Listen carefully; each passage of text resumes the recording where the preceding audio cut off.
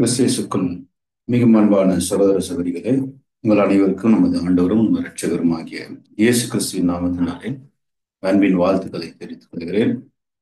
தேவனுடைய பிரதான கிருபையினாலே தேவன் நம்மை கண்மணி போல காத்து இந்த மாலை வெளியிலே அவருடைய பரிசுத்த வார்த்தைகளை தியானிக்கும்படியாய் கிருபை செய்த நம்முடைய பிதாவாகிய தேவனுக்கு நமது ஆண்டவராகிய இயேசு கிறிஸ்துவின் நாமத்திலே நம் நன்றிகளையும் துதி ஸ்தோத்திரங்களை ஏறெடுத்துக்கொண்டு நம்முடைய இந்த நாளுக்கான நினைவு கூறுதலை தியானங்களுக்குள்ளாய் நம்ம கடந்து செல்லலாம். அன்புக்குரியவர்களை நாம் அறிந்த வண்ணமாக நம்முடைய ஆண்டவர் இயேசு கிறிஸ்துடைய மரண நாளை நாம் நினைவு கூறுவதற்கான ஒரு நாளை மிக நாம் நெருங்கி கொண்டிருக்கிறோம். ஆகையில பிரியமானவர்கள், அந்த நாளிலே நம்ம இந்த கர்த்தருடைய இந்த ராபோஜனத்துல நாம் பங்கெடுப்பதற்கு நாமே ஆயத்தப்படுத்திக் கொள்ள முடியாத ஒரு காலகட்டத்துல நம்ம வாழ்ந்து கொண்டிருக்கிறோம். அதற்கு சம்பந்தப்பட்டதான பாடத்தை கூட இந்த நாளிலே நாம் தியானிக்க போகிறோம். பாடத்தின் தலைப்பு கடைசி மணி நேரங்கள் என்ற தலைப்பின் கீழ் பாடத்தை பார்க்க போகிறோம். தி லாஸ்ட் ஆர் என்ற தலைப்பின் கீழே நம்ம பார்க்க போகிறோம். அன்புக்குரிய சகோதரர்களே, இன்றைய பாடத்துல இயேசுக்கு நேர்ந்த கடைசி நேரங்கள் என்று சொல்லி நாம் பார்க்கும்போது, கர்த்தராகிய இயேசு கிறிஸ்துவை அன்றைய தினத்துல இருந்த பிரதான ஆசாரியர்கள், யூதர்கள் மற்றும் ரோமர்கள் ஆண்டவர் இயேசு கிறிஸ்து என்ன செய்தாங்க அப்படின்னு பார்க்கும்போது, அவரை சிலுவையில் அறைந்தார்கள். பிரியமானவர்களே, சிலுவை மரணம் என்பது நாம் பார்க்கும்போது மிக மிக ஒரு கோரமான ஒரு மரணம். நம்ம எல்லாருமே அறிந்த வண்ணம் நிறைய பாடங்கள் நம்ம கேட்டிருக்கிறோம். கர்த்தராகிய இயேசு கிறிஸ்துவை அவர்கள் சிலுவையில் அறைந்தார்கள். சிலுவை மரணம் என்பது மிக வலி நிறைந்த ஒரு மரணமாக, painful death, horrible and painful death அப்படின்னு சொல்லி அதை குறித்து சொல்லுவாங்க. பிரியமானவர்களே, ஆண்டவர் இயேசு கிறிஸ்து அந்த சிலுவையில 6 மணி நேரம் இந்த மிகுந்த இந்த வேதனை அவர் என்ன செய்திருந்தார், அவர் அனுபவித்திருந்தார். சரிங்களா பிரியமானவர்களே, சிலுவையில் அறியப்பட்டவர்கள் அனுபவிக்கக்கூடிய வலி வேதனைகள் என்ன அப்படின்னு கேட்டீங்கன்னா, அன்பான சகோதரர்களே, தாங்குன்னா துயரங்கள் அப்படின்னு கூட சொல்லுவாங்க. The agony of the on the cross அப்படின்னு கூட நம்ம பார்க்கும்போது அந்த வார்த்தையுடைய விளக்கம் என்னன்னாக்கா, தாங்குன்னா துயரம், தாங்க முடியாத ஒரு துயரம். அன்புக்குரியவர்களே, அப்படி ஆண்டவர் இயேசு கிறிஸ்து அனுபவித்த அந்த துயரங்கள் வேதனைகள் என்னென்ன அப்படின்னு சொல்லி முக்கியமா நம்ம பார்க்கும்போது, சரீர ரீதியாக நம்ம எடுக்கும்போது பிரியமானே, பாடிலி அவருக்கு சரீர ரீதியாக அவருக்கு ஏற்பட்ட வேதனைகள் என்ன அப்படின்னு கேட்டீங்கன்னாக்கா, பிரியமான சகோதரர்களே, சிலுவையில் அறியப்படுகிறவர்கள் அனுபவிக்கக்கூடிய வேதனைகள் மிகுந்த ஒரு தாகம் இல்லைங்களா, சிவியர் தர்ஸ்ட், அப்புறம் பசி. ஆண்டவர் இயேசு கிறிஸ்து மிகுந்த பசியில் அவர் காணப்பட்டார். ஏன்னா கெத்செமனில் அவரை கைது செய்தது பிறகு அவரை தொடர்ச்சியா அவர் என்ன செய்தாங்க, ராத்திரி முழுவதுமாக அவரை விசாரணைக்கு உட்படுத்தி அவரை அடித்து துன்புறுத்தி அவமானப்படுத்தி இப்படி ஆண்டவர் இயேசு கிறிஸ்து என்ன பண்ணாங்க, இப்படி எல்லாம் அவரை துன்பப்படுத்தினாங்க. அந்த இரவு முழுவதும் இல்லைங்களா, மறுநாள் காலையில அவரை சிலுவையில் என்ன செய்தாங்க, அறைந்தார்கள். அன்புக்குரியவர்களே, அவங்களுக்கு ஏற்படக்கூடிய வேதனை மிகுந்த தாகம் ஒரு பக்கம், அப்புறம் பசி, அப்புறம் அந்த ராத்திரி முழுவதும் அவருக்கு தூக்கமின்மை, ஸ்லீப்லெஸ். ஆண்டவருக்கு என்ன இல்லை, அந்த ராத்திரி முழுவதும் அவருக்கு தூங்க கூட கொடுக்காம விடாம அவரை துன்புறுத்தினாங்க. அடுத்து அவருக்கு பிரியமானவர்களே, சிலுவையில் ஏற்படக்கூடிய வேதனைகள் அப்படின்னு பார்க்கும்போது, அப்படிப்பட்டவங்களுக்கு அந்த நேரத்துல பெரிய ஒரு ஃபீவர், ஒரு விதமான ஜுரம் கூட ஆகும் அவங்களுக்கு ஏற்படும். அப்புறம் டீஹைட்ரேஷன் ஆகும். சரீரம் அந்த வெயில்ல அடித்து தொங்க விடும்போது அவங்களுக்கு என்ன நடக்கும்னாக்கா, நீர் சத்து குறைபாடு ஏற்பட்டு அதனால கை கால்கள் எல்லாம் உதற ஆரம்பிச்சிடும். இப்படிப்பட்ட வேதனையை கர்த்தர் இயேசு கிறிஸ்து சரீர ரீதியாக அவர் அனுபவித்ததை நம்ம பார்க்கிறோம். அடுத்துதான் நம்ம இன்றைய பாடத்துல நம்ம என்ன பார்க்க போறோம்னா, மன ரீதியான அவருக்கு ஏற்பட்ட அந்த வேதனைகள். மன ரீதியாக அங்க கூடியிருந்தவர்கள் இயேசு கிறிஸ்துவை என்ன செய்தாங்க? மனம் உடையும்படியாக அவரை நிந்தித்தார்கள். அதுதான் அவருக்கு ஏற்பட்டதான மிகுந்த வேதனை. சரீரத்தில் அனுபவித்த வேதனையை விட மன ரீதியாக அவர் அனுபவித்த வேதனைகள் மிக பெரியது. அதுதான் இன்றைய பாடத்துல நம்ம பார்க்க போறோம். இயேசுக்கு ஏற்பட்டதான நிந்தை, பிரியமானவர்களே, அது சங்கீதம் 69ஆம் சங்கீதத்தை நீங்க வாசிக்கும் போது 69ஆம் சங்கீதமும் கூட ஒரு முக்கியமான சங்கீதமாக இருக்கு. அநேகமான பாடுகள், இயேசுக்கு ஏற்பட்ட பாடுகள் எல்லாவற்றையும் அநேகமான பாடுகள் சங்கீத புஸ்தகத்தினருக்கு எழுதப்பட்டிருக்கு. அதுல 22வது சங்கீதம் நம்ம எல்லாருக்குமே தெரிந்த ஒரு சங்கீதம். அது கூட இயேசு சிலுவையில் ஏற்பட்ட அந்த வேதனையை விளக்கக்கூடிய ஒரு சங்கீதம். சிலுவையில் ஏற்பட்ட வேதனையை விளக்கக்கூடிய ஒரு சங்கீதம் தான் 22ஆம் சங்கீதம். அது மாத்திரமல்ல பிரியமானவர்களே, இப்படி அநேக சங்கீதங்களுக்கு 109ஆம் சங்கீதம் கூட யூதாஸ் இயேசுவை காட்டி கொடுத்த சம்பவத்தை என்ன பண்ணப்பட்டிருக்கு, எழுதப்பட்டிருக்கு. 41ஆம் சங்கீதம். அடுத்து நம்ம பார்க்க போற இந்த பாடத்துக்கு சம்பந்தப்பட்டதான சங்கீதம் என்ன அப்படின்னு பார்த்தீங்கன்னா, பிரியமானவர்களே, 69வது சங்கீதம்.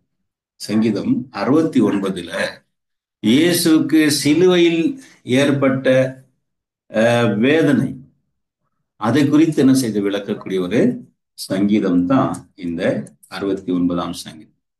அப்போ நம்ம இன்றைய பாடத்துல நம்ம பார்க்க போறது என்னன்னா, அவருக்கு சரீர ரீதியாக ஏற்பட்ட வேதனையை விட மன ரீதியாக ஏற்பட்ட வேதனை அது எப்படி இருந்தது, இயேசுடைய மனதை வேதனைப்படுத்தக்கூடிய ஒரு வார்த்தைகள். அதை குறித்து நம்ம வாசிக்கலாம். ஒரு சில வசனங்களை நம்ம வாசிக்கலாம். இந்த சங்கீதம் முழுவதுமாக என்ன அந்த வேதனை, இயேசு கிறிஸ்துவுக்கு மன ரீதியான வேதனை என்னன்னு கேட்டீங்கன்னா, அவருக்கு ஏற்பட்ட அவர் மேல அவங்க சொன்ன நிந்தையான வார்த்தைகள், நிந்தனை, புரியுது, மூக்கிங்ஸ். இங்கிலீஷ்ல பாத்தீங்கன்னா த மூக்கிங்ஸ். என்ன அப்படின்னாக்கா, இயேசுவை நிந்தித்தவர்கள் என்னென்னலாம் சொல்லி நிந்தித்தார்கள், அது இயேசுவை எந்த அளவுக்கு பாதித்தது, எந்த அளவுக்கு அவருடைய மனதை பாதித்தது என்பதை குறித்து இந்த சங்கீதத்தில் எழுதப்பட்டு அதை ஆதாரமாக கொண்டுதான் நம்ம பார்க்க போறோம். இயேசுவை யாரெல்லாம் நிந்தித்தார்கள், என்னெல்லாம் சொல்லி நிந்தித்தார்கள் என்பதை பத்தி இன்றைய பாடத்தில் நம்ம என்ன செய்ய போறோம், நம்ம தியானிக்க இருக்கின்றோம். 69ஆம் சங்கீதம் 3ஆம் வசனத்தை முதலாவது வாசிக்கலாம். 69ஆம் சங்கீதத்துல 3ஆவது வசனத்துல நான் வாசிக்கும் போது, இயேசுவுக்கும் பிதாவுக்கும் இருந்த அந்த தொடர்பு நாகுது அங்க துண்டிக்கப்பட்டதுனால, இயேசு ஒரு பக்கம் இந்த தொடர்பு துண்டிக்கப்பட்டதுனால அவருக்கு ஏற்பட்ட ஒரு துடிப்பு, ஜெபம், தேவனுக்கு அவர் எடுத்த ஜெபத்துக்கு என்ன வரலனாக்கா பதில். அது சங்கீதம் 22 சொல்லுது, சங்கீதம் 22 சொல்லுது. இங்கே ஆண்டு சொல்லும் போது அது எப்படி விளக்குறாரு பாருங்க. சங்கீதம் 69ல 3ஆவது வசனத்தை வாசிக்கணும். நான் கூப்பிடுகிறதினால் இளைத்தேன், என் தொண்டை வறண்டு போயிற்று, என் தேவனுக்கு நான் காத்திருக்கையால் என் கண்கள் பூத்து போயிற்று. பிரியமான சகோதரர்ல, நான் கூப்பிடுகிறதினால் இளைத்தேன். அதாவது கூப்பிட்டு நாயிட்டார், அவர் டயர்ட் ஆயிட்டாரு. அப்புறம் என் தொண்டை வறண்டு போயிற்று, நான் என் தேவனுக்கு நான் காத்திருக்கையில் என் கண்கள் பூத்து போயிற்று என்று சொல்லி ஆண்டவர் அவருடைய துயரத்தை அங்க நினைச்சாரு, அங்க விளக்குறார். அடுத்து 4ஆம் வசனத்தை வாசி, 4th verse. நிமித்தம் இல்லாமல் என்னை பகைக்கிறவர்கள் என் தலைமையிலும் அதிகமாயிருக்கிறார்கள்.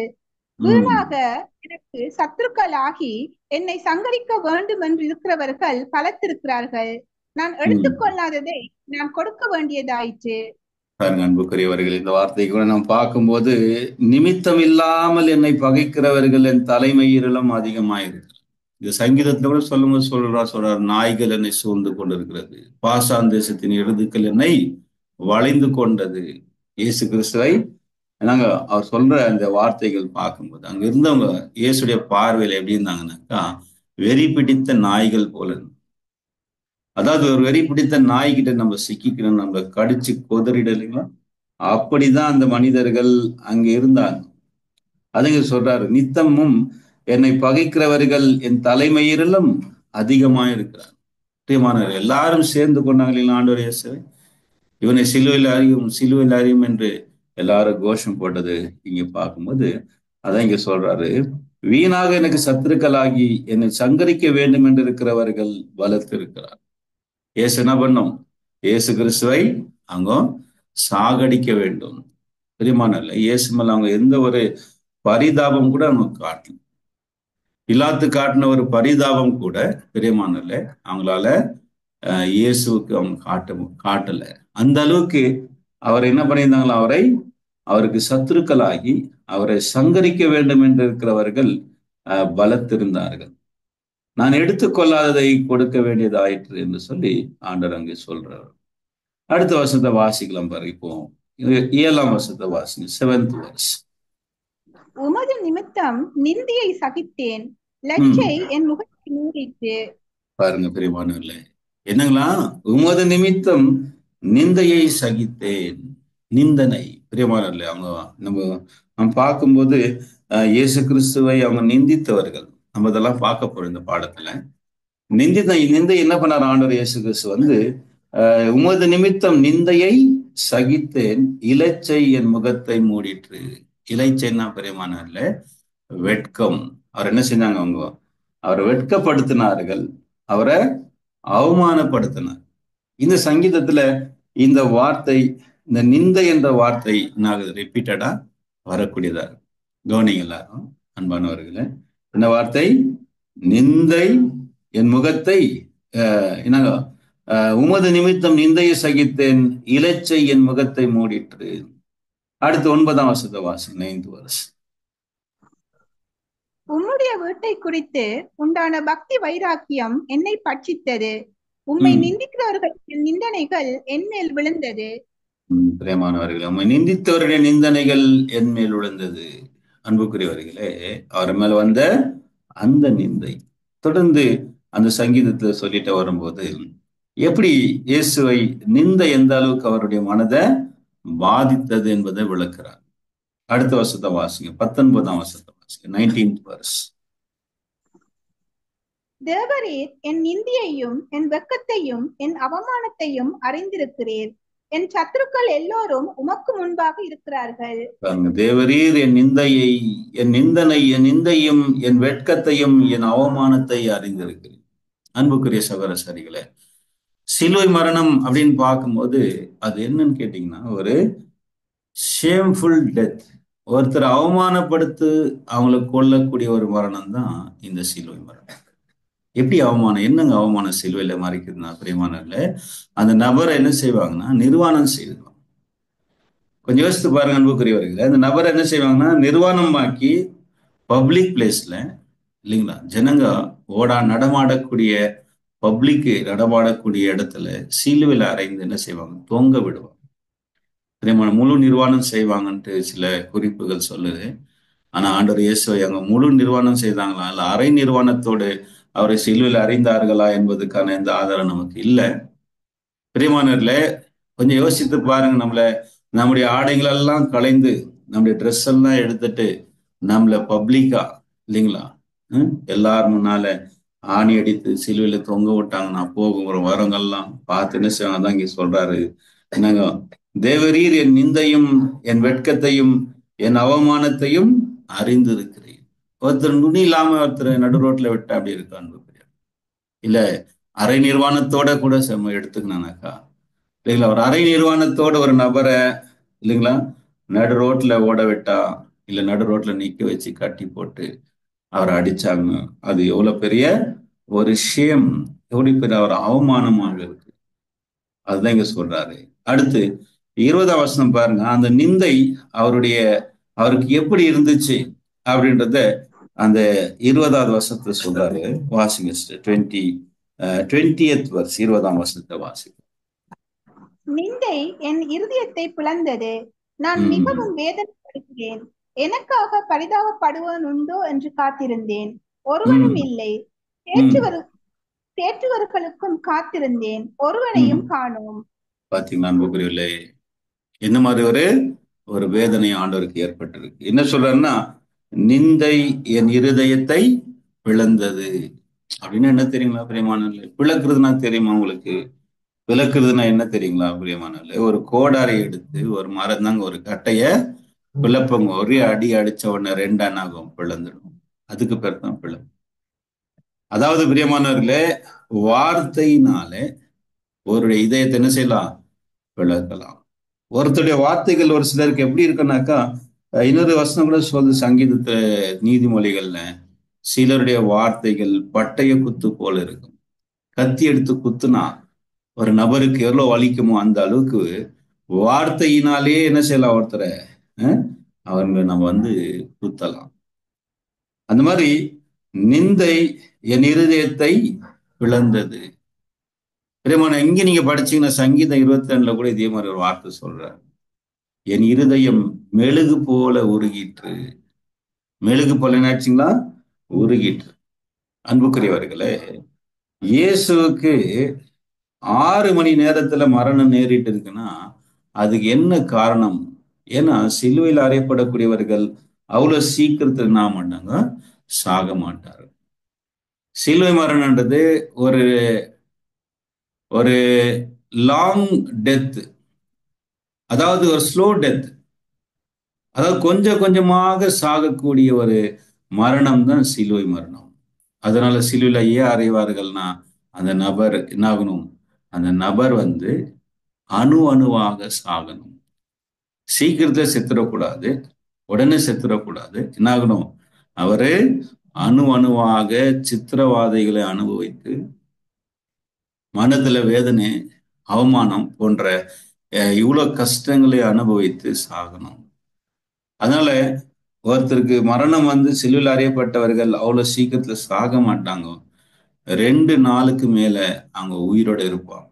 2 days. பிரியமானவர்கள, இயேசு கிறிஸ்து 6 மணி நேரம் இருந்திருக்கிறாரு. அடுத்து அந்த 2 கல்லர்கள் சாகல. அந்த 2 கல்லர்கள் ஆகல, அந்த 2 கல்லர்கள் சாகல. ஆனா அவங்க என்ன செய்தாங்க? கால் எலும்புகளை அவங்கள உடைச்சு அவங்கள சாகடிச்சு. இல்லைன்னா அவங்க உயிரோட இருந்திருப்பாங்க. இந்த 2 கல்லர்களை விட்டு இருந்தாக்கா உயிரோட இருந்திருப்பாங்க. ஆனா அவங்க கால் எலும்புகளை முறித்தார்கள். ஆனால் பிரியமானவர்களே, இயேசு கிறிஸ்துவுடைய கால் எலும்புகளை முறிக்கிறதுக்குள்ள அவர் மறிச்சிருந்தார். எப்படி அவ்வளவு சீக்கிரத்துல மறிச்சார்? அதுல பைபிள்ல சொல்லுது, அங்க இயேசுடைய மரணத்து விஷயத்தை கேட்டதான பிலாத்து என்ன செய்தார் அப்படின்ட்டு அங்க வசனத்துல வாசிக்கிறோம். மார்க்ல இந்த வசனம் படிக்கலாம். மார்க்கு 15ஆம் அதிகாரத்துல பிலாத்து இயேசுடைய மரண செய்தியை கேட்டு என்ன செய்தாராம் அப்படின்னு பாத்தீங்கன்னா, அவர் ஆச்சரியப்பட்டார் என்று பாருங்க அன்புக்குரியவர்களே. இந்த காலங்கள் இயேசுடைய மரணத்தை நம்ம தியானிக்கக்கூடிய ஒரு காலமா, அவர் செய்த ஒரு தியாகத்தை, அவர் அனுபவிச்ச துன்பத்தை, அதெல்லாத்தையும் நம்ம நினைவுக்கு கொண்டு வரக்கூடிய காலம் தான் நினைவு கூறுதலின் காலங்கள். மெமோரியல் சீசன் அப்படின்னாக்கா இந்த காலகட்டங்கள்ல கர்த்தராகிய நம்முடைய ஆண்டவர் இயேசு கிறிஸ்து அவர் அனுபவித்த துன்பங்கள், அவமானங்கள், இதெல்லாவற்றையும் நம்ம நினைவுக்கு கொண்டு வரணும். அதுதான் நினைவு கூறுதல் பிரியமானவர்களே. அதுல இயேசு சிலுவையில் அறையப்பட்டவர்கள் அவ்வளவு சீக்கிரம் சாக மாட்டாங்க. அதான் பாருங்க, இயேசுடைய மரண செய்தியை கேட்ட பிலாத்து என்ன சொன்னார்ன்ற வசனத்தை வாசிக்கலாம் வாங்க. இது மார்க்கு 15ஆம் அதிகாரத்துல 44வது வசனத்தை வாசி. அவர் இத்தனை சீக்கிரத்தில் மரித்து போனாரா என்று பிலாத்து ஆச்சரியப்பட்டு 100க்கு அதிபதியை அழைப்பித்து, அவர் இதற்குள்ளே மரித்தது நிச்சயமா என்று கேட்டான். பாருங்க பிரியமான, பிலாத்துவால நம்ப முடியல அன்புக்குரியவர்களே. எல்லாரும் கவனிங்க. பிலாத்துனால இயேசுடைய மரணத்தை நம்ப முடியவில்லை. என்ன சொல்றாரு? அவர் இத்தனை சீக்கிரமாய் மரித்து போனாரா என்று பிலாத்து ஆச்சரியப்பட்டானாம். அன்புக்குரியவர்களே, ஏன் இயேசு கிறிஸ்து இத்தனை சீக்கிரம் மரித்தார்? சிலுவையில் அறையப்பட்டவர்கள் அவ்வளவு சீக்கிரத்துல சாக மாட்டான். அதனால அவர் கன்ஃபார்ம் பண்றார். 100க்கு அதிபதியை அழைத்து அவர் இதற்குள்ள மரித்தது நிச்சயமா என்று கேட்டான். கன்ஃபார்ம் பண்றாங்க, இயேசு நிச்சயமா செத்துட்டாரா? சாக முடியாது, இவ்வளவு சீக்கிரத்துல சாக முடியாது, அதனால இவர் எப்படி இவ்வளவு சீக்கிரம் செத்துட்டாரு அப்படின்னு அவருடைய என்ன பண்ணாங்க, ஈட்டினால அவருடைய விழாவை குத்தி பார்த்தாங்க. எந்த அசைவும் இல்லை, எந்த ஒரு ஷேக் கிடையாது, எந்த ஒரு அசைவும் இல்லை. அவருடைய கடைசி சொட்டு ரத்தமும் தண்ணீரும் அங்கே புறப்பட்டது. Last drop of blood and water. கடைசியாக அவருடைய தேகத்துல இருந்த அந்த சொட்டு ரத்தம் கூட வெளியேற்றப்பட்டுச்சு. அன்புக்குரியவர்களே கவனிங்க, இதுதான். அப்படின்னா ஏன் ஆண்டவர் இயேசு கிறிஸ்து அவ்வளவு சீக்கிரம் மரித்தார், எப்படி மறிச்சிருப்பாரு அப்படின்னு ஆராய்ச்சிகள் சொல்லுது அப்படின்னாக்கா, அதான் இப்போ வாசித்த நம்ம வசனம் மறுபடியும் வரலாம். சங்கீதம் 69:20 வரலாம். இயேசு கிறிஸ்துவை இவ்வளவு சீக்கிரம் சாகடித்த ஒரு ஆயுதம் என்னவா இருந்துச்சு, என்ன ஆயுதத்தினால இயேசை இவ்வளவு சீக்கிரத்துல சாகடித்தார்கள் என்று சொல்லி பார்த்தீங்கன்னா, அதுதான் அன்புக்குரியவர்களே நிந்தை. வசனம் வாசிக்கலாம். 69 சங்கீதம் 20 நம்ம வாசிக்கலாம். சாம் 69:20 படி. நிந்தை என் இருதயத்தை பிளந்தது, நான் மிகவும் வேதனைப்படுகிறேன். எனக்காக பட்டிருக்கிறவன் உண்டோ என்று காத்திருந்தேன், ஒருவனும் இல்லை. கேட்கிறவர்களுக்கு காத்திருந்தேன், ஒருவனையும் காணேன். பாத்தீங்களா அன்புக்குரியவர்களே, நிந்தை என் இருதயத்தை பிளந்தது. அப்படின்னா இயேசு எப்படி செத்தாருன்னு கேட்டீங்கன்னா அன்புக்குரியவர்களே, அவருக்கு எப்படி செத்து இருக்கணும்னாக்கா, அவருடைய இதயம் வெடித்து அவர் மரித்திருக்கார். எப்படிங்க, அவருடைய ஹார்ட் பஸ்ட் ஆயிருக்குது, அவருடைய இதயம் வெடித்து இருக்கிறது என்றுதான் நம்ம பார்க்கணும்.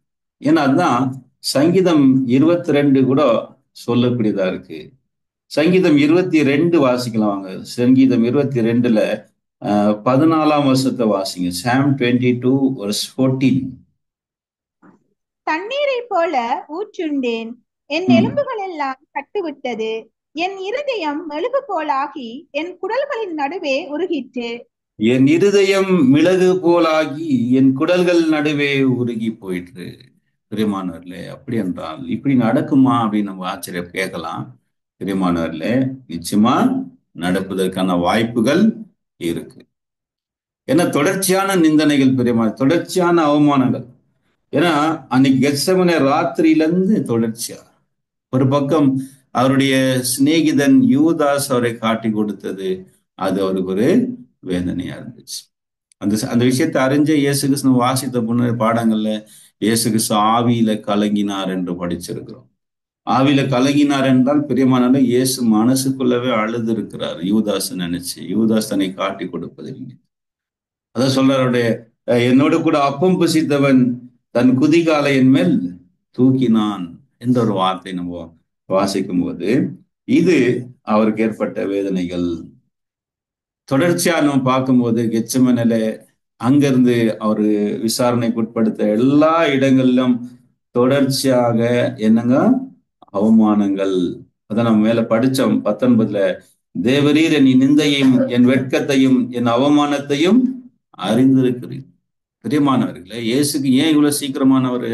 ஒரு மனுஷனை இந்த அளவுக்கு அவமானப்படுத்தினீங்கன்னா என்ன சொல்லலாம் அன்புக்குரியவர்களே? அவமானத்தின் ஒரு உச்சத்துக்கு கொண்டு போனாங்க. ஷேம். பிரியமானவர்களே, ஒருத்தர் ஷேம் பண்றது, ஒருத்தர் அவமானப்படுத்துறது பாருங்க பிரியமான. யாராவது நம்ம முன்னால நம்மளோட முகத்துல யாராவது காரி துப்புனாங்கன்னா எவ்வளவு பெரிய ஒரு அவமானம் இல்லை?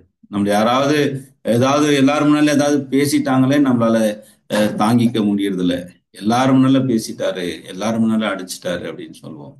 ஆனா எல்லாரும் முன்னாலையும் இல்லைங்களா, ஒரு பரிசுத்தரை இல்லைங்களா, ஒரு உயர்ந்தன ஒரு மனிதரை எல்லாரும் முன்னாலே அவங்க அவமானப்படுத்தினாங்கன்னா, துப்புனாங்களா, அது எவ்வளவு பெரிய அவமானம் தான். இங்க சொல்றாரு, தேவரீர் என் நிந்தையும் என் வெட்கத்தையும் என் அவமானத்தையும் அறிந்திருக்கிறீர் அப்படின்னு.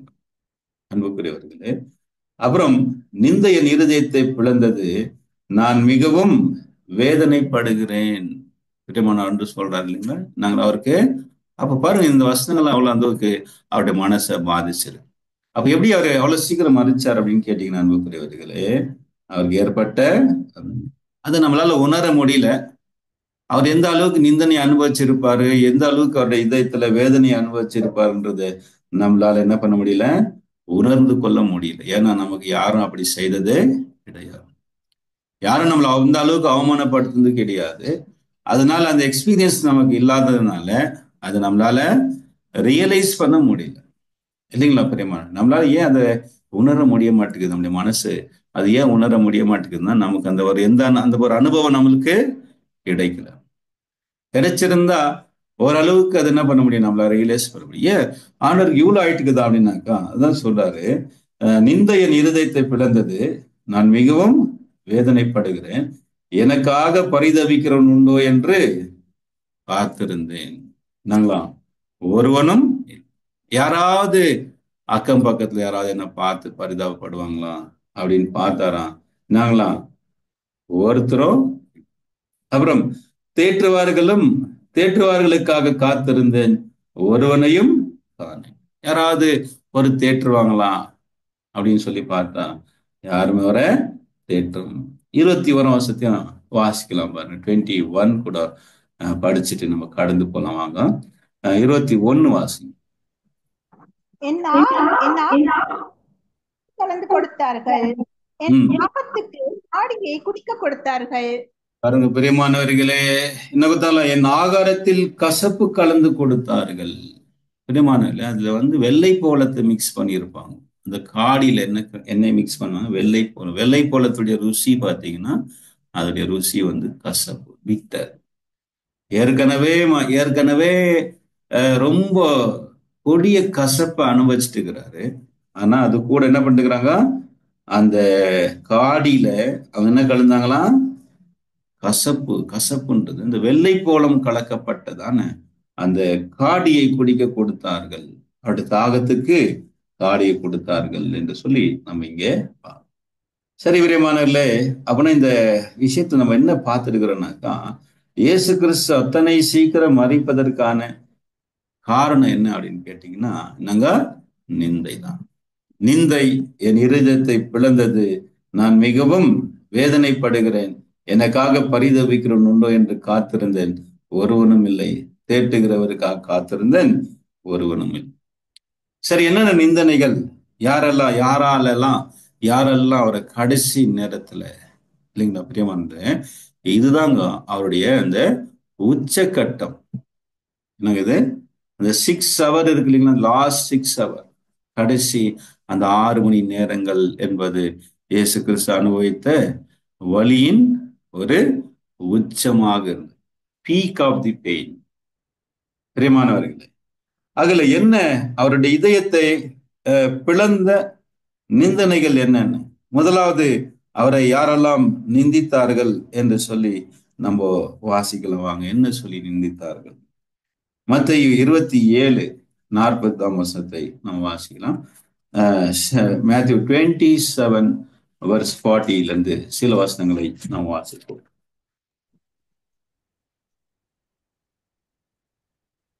மத்தேயு 27:40 படிங்க. தேவாலயத்தை இடித்து கட்டுகிறவனே, உன்னையும் நீ ரட்சித்துக்கொள், நீ தேவனுடைய குமார் ஆனால் சிலுவையில் இருந்து இறங்கி வா என்று அவரை தூக்கித்தார்கள். பிரியமானவர்களே, கடைசி நேரம் கூட அவரை விட்டு வைக்கல. அன்புக்குரியவர்களே கவனிங்க, லாஸ்ட் அவர் இயேசு கிறிஸ்து இன்னும் கொஞ்ச நேரத்துக்கு என்ன ஆக போறாரு, சாக போறாரு. ஒரு சில மனிதர்கள் உயிர் போக நேரங்களில என்ன காட்டுவாங்க, அவங்களுக்கு ஒரு பரிவு காட்டுவார்கள், இல்லைங்களா? என்ன காட்டுவாங்க, செத்துருவார், இன்னும் கொஞ்ச நேரத்துக்கு செத்துற போறாரு இந்த மனுஷன், இல்லைங்களா, இன்னும் கொஞ்ச நேரம் சாக போறாரு அப்படின்னாக்கா அங்க மனுஷங்களுக்கு என்ன வருங்க, அவங்க மேல ஒரு பரிவு ஏற்படும். ஆனால் பிரியமானவர்களே, இயேசுக்கு என்ன ஆகலையா, இயேசுக்கு என்ன காட்டினாங்களாம், அதான் சொல்றாரு, நாங்க தேற்றுவார் ஒருவரும் இல்லை. பிரியமானவர்களே, அங்கே படிச்சோம். அப்போ அவங்க என்ன சொன்னாங்களா, கடைசி நேரத்துல கூட 39 வாசிக்கிற பாருங்க. அந்த வழியாய் நடந்து போகிறவர்கள் தங்கள் தலைகளை துளுக்கி என்ற ஒரு வார்த்தைங்க பேசுகிறார். தலைகளை துளுக்குறதுன்னா தலையை ஆட்டுறது இல்லைங்களா? சில பேர் கையை ஆட்டி சொல்லுவாங்க இல்லைங்களா?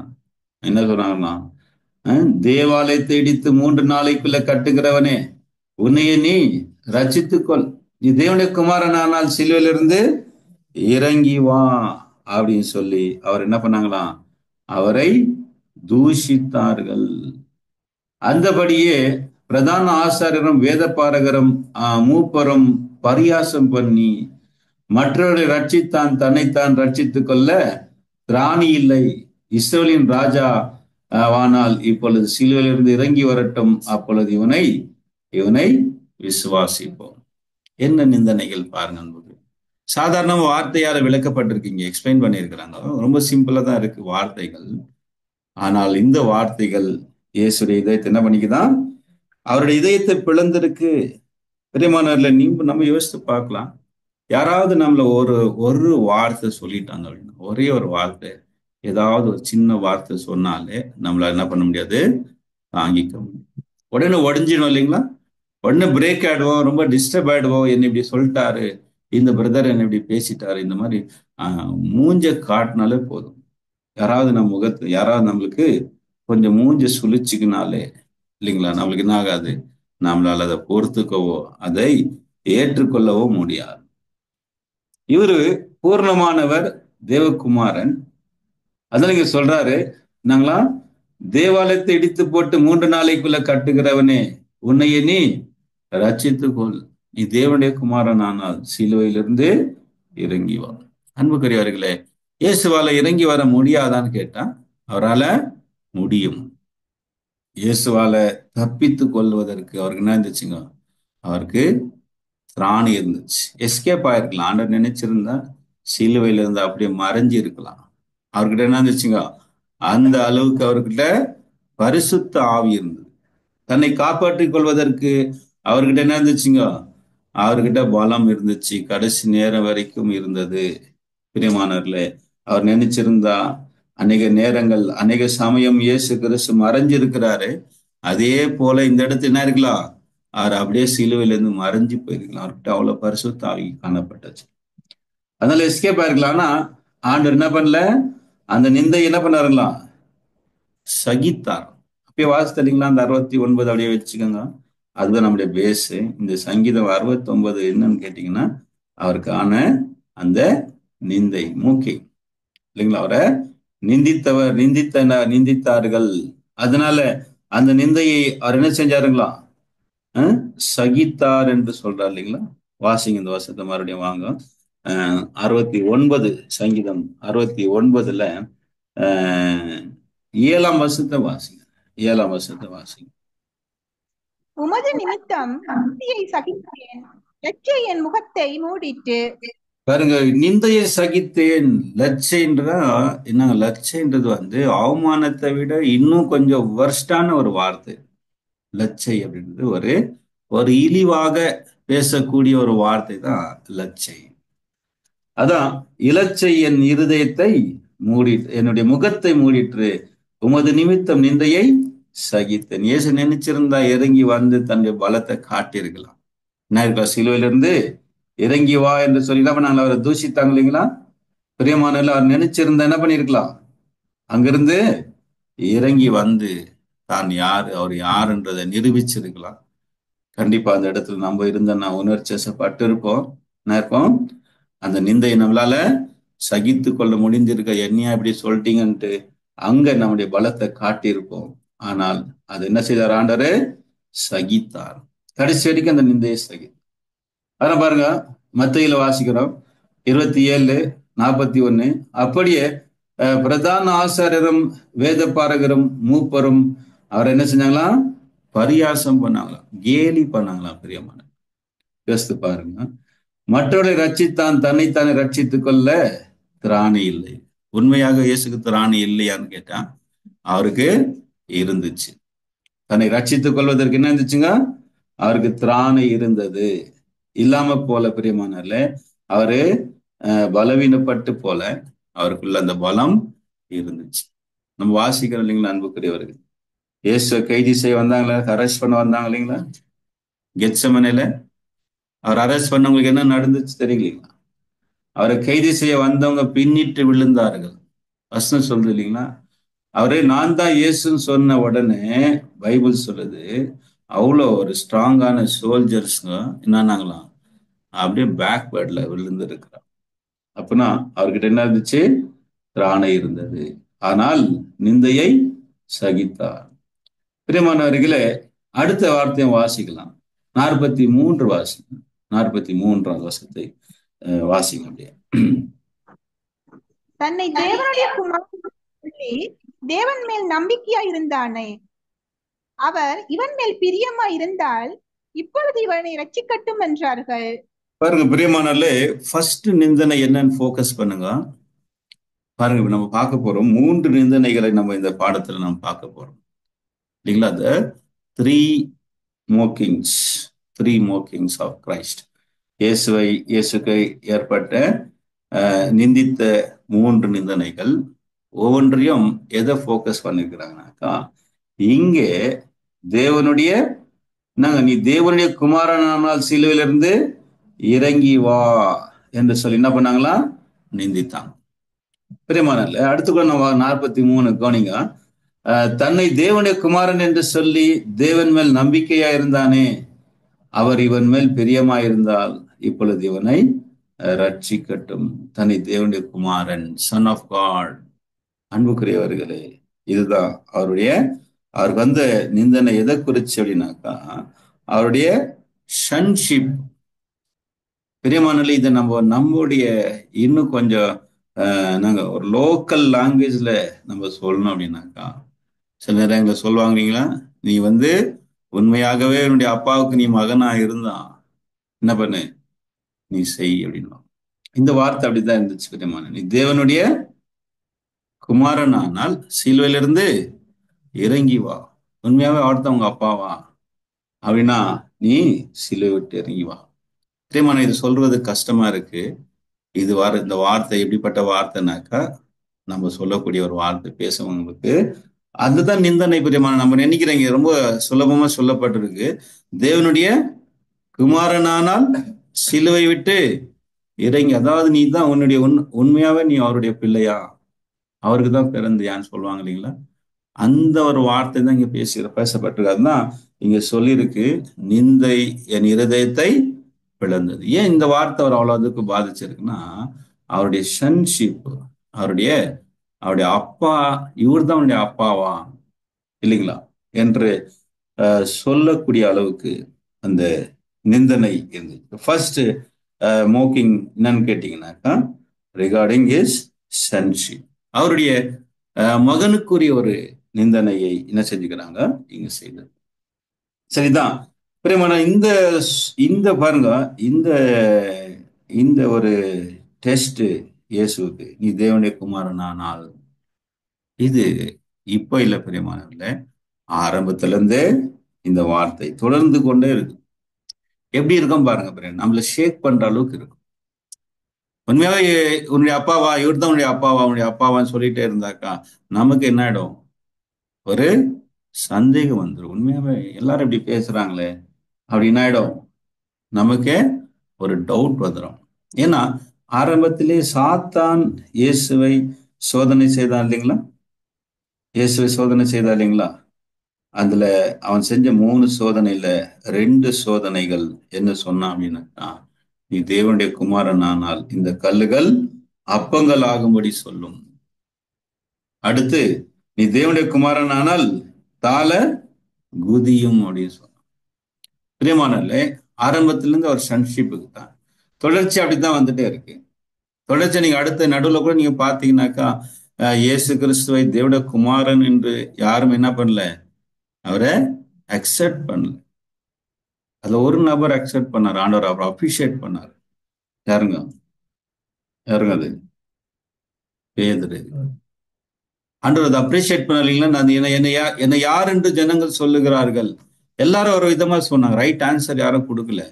பேதுரு சொல்றார், நீ ஜீவனுள்ள தேவனுடைய குமாரனாகிய கிறிஸ்து, தி சன் ஆஃப் லிவிங் காட் அப்படின்னு உடனே தான் ஆண்டவருக்கு ரொம்ப ஒரு உற்சாகத்தை கொடுக்கக்கூடிய ஒரு வார்த்தை இருந்துச்சு இல்லைங்களா? யாருமே என்னை அக்செப்ட் பண்ண மாட்டேங்க, நான் அவருடைய மகன் சொல்லி, என்னங்க தேவன் அவருடைய தகப்பன் அப்படின்னு சொல்லி யாரும் என்ன பண்ணல, என்னை அக்செப்ட் பண்ணிக்க மாட்டேங்கிறாங்க. இவர் இன்னாருடைய மகன் அப்படின்னு சொல்லி யாருமே ஒத்துக்க மாட்டேங்கிறாங்களே. அதை ஒத்துக்கின ஒரு நபர் தான் யாருங்க? பேதுரு. ஆனா என்ன சொன்னாரு, யோனாவின் குமாரனாகி சீமோனே நீ பாக்கியவான், நீ வாக்கியம். ரத்தமும் மாம்சம் இதை வெளிப்படுத்தல, பரலோகத்துக்கிற பிதா உனக்கு இதை வெளிப்படுத்தினார். அதனால என்ன செஞ்சார் தெரியுங்களா? அவர் ரிவார்ட் பண்றார் ஆண்டவர் இயேசு கிறிஸ்து. பரலோக ராஜ்யத்தின் திறவுகோல உங்ககிட்ட கொடுக்குறேன், உண்மையில் என் சபை என்ன செய்வேன், கட்டுவேன். அதனால பேதுரு சொன்ன அந்த ஒரு வார்த்தை இயேசுக்கு எந்த அளவுக்கு ஒரு உற்சாகத்தையும் ஒரு ஆறுதலை கொடுத்துரும் இல்லைங்களா அன்புக்குரியவர். ஒரு நபராவது என்ன பண்ணிருக்கிறாரு, என்ன சரியா புரிஞ்சுட்டு இருக்கிறாரு. ஒரே ஒரு பர்சனாவது என்ன சரியா புரிஞ்சுட்டு இருக்காரு. அந்த நபர் கொஞ்ச நேரத்துல என்ன ஆயிட்டாரு, அதே அதிகாரத்தை நீங்க படிச்சீங்க அன்புக்குரியவர்களே, 16ஆம் அதிகாரத்துல கொஞ்ச நேரத்துல ஜீவனுள்ள தேவனுடைய குமாரன் சொன்ன பேதுரு அடுத்து என்ன ஆயிட்டாரு, சாத்தான் ஆயிட்டார்.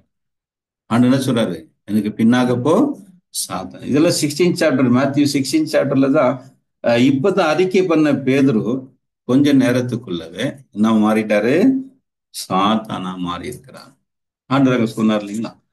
கவனி அன்புக்குரியவர்களே, பாருங்க ஆண்டவர் விஷயத்துல நம்ம பார்த்துட்டு இருக்கிறோம். முதலாவது அவர் மேல வந்த நிந்தனை என்னன்னாக்கா, அந்த சன்ஷிப், அதாவது மகனுக்குரிய ஒரு உரிமை மேல என்ன வந்துச்சுங்க, அவருக்கு நிந்தனை வந்தது. அதான் யாரெல்லாம் நிந்தித்தாருங்கன்னா, அந்த வழியாய் போகிறவங்க, அந்த ரூட்ல அந்த வழியை போய் சிலுவையில் அறியப்பட்ட அந்த ரூட்ல போறவங்கலாம் அவர் என்ன செஞ்சாங்களாம், தலைகளை துலுக்கி இல்லைங்களா, என்ன பண்ணாங்களோ அவரை தூஷித்து பரியாசம் செய்து அப்புறம் அவரை நாங்களா நிந்தித்தார்கள். நீ தேவனுடைய குமாரனால் சிலுவை விட்டு இறங்கி வா என்று சொல்லி நிந்தித்தார். அதான் நம்ம சங்கீதம் ஆதார வசனம் பார்த்தோம். சங்கீதம் 69:20 நிந்தனை என் இருதயத்தை பிளந்தது, அவமானமும் இலச்சை என்னங்க என் முகத்தை மூடிற்று.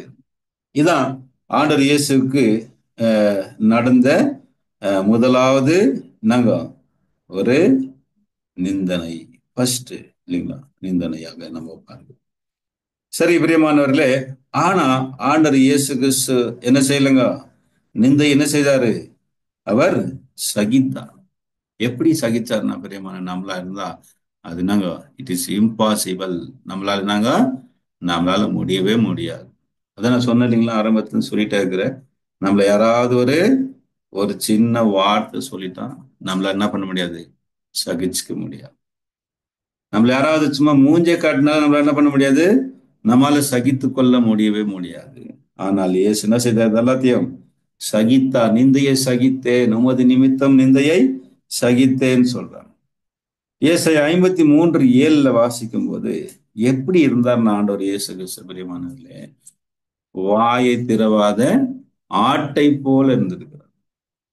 பாருங்க பிரியமான, this is most powerful weapon. ரொம்ப வல்லமையான ஒரு ஆயுதம் என்ன தெரியுங்களா, மௌனம். வாயை திறக்காம இருக்கிறது பிரியமானல்ல. அந்த ஆயுதம் நமக்கு என்ன கொண்டு வரோம் தெரியுங்களா, ஒரு விக்டரி பிரியமானல்ல. அதுக்கு அவ்வளவு பவர் இருக்கு. ஆனா அதை நம்மளால என்ன பண்ண முடியல, அந்த ஆயுதத்தை நம்மளால கையில எடுக்க முடியுது, நம்மளால சைலண்டா இருக்க முடியுறது இல்லை. ஆனா ஆண்டவர் எப்படி இருந்தாரு பாருங்க. அதுவும் பாருங்க, அவரு ஒரு தப்பும் பண்ணல இல்லைங்களா, எந்த ஒரு ஃபால்ட் அவரு செய்யல. ஆனா எந்த அளவுக்கு இருந்திருக்கிறார்ன்றத ஏசாயால எக்ஸ்பிளைன் பண்றார். ஏசு எந்த அளவுக்கு அமைதியாக இருந்திருக்கிறார், வாய் திறவாம இருந்திருக்கிறான்றதுக்கு அங்க ஒரு எக்ஸ்பிளனேஷன் கொடுக்கப்படுது. ஏசாயா 53:7 வாசிங்க. அவர் நெருக்கப்பட்டும் ஒடுக்கப்பட்டும் இருந்தார், ஆனாலும் தம்முடைய வாயை அவர் திறக்கவில்லை. அடிக்கப்படும்படி கொண்டு போகப்படுகிற ஒரு ஆட்டுக்குட்டியை போலவும், தன்னை மயிர் கத்திருக்கிறவனுக்கு முன்பாக சத்தமிடாதிருக்கிற ஆட்டை போலவும் அவர் தம்முடைய வாயை திறவாதிருந்தார். பாருங்க, ஒரு ஆட்டை போல மயிர் கத்திரிவனுக்கு முன்பாக சத்தமிடாதிருக்கிற ஒரு ஆடு. செம்மறி ஆடு சவுண்டே பண்ணாரு.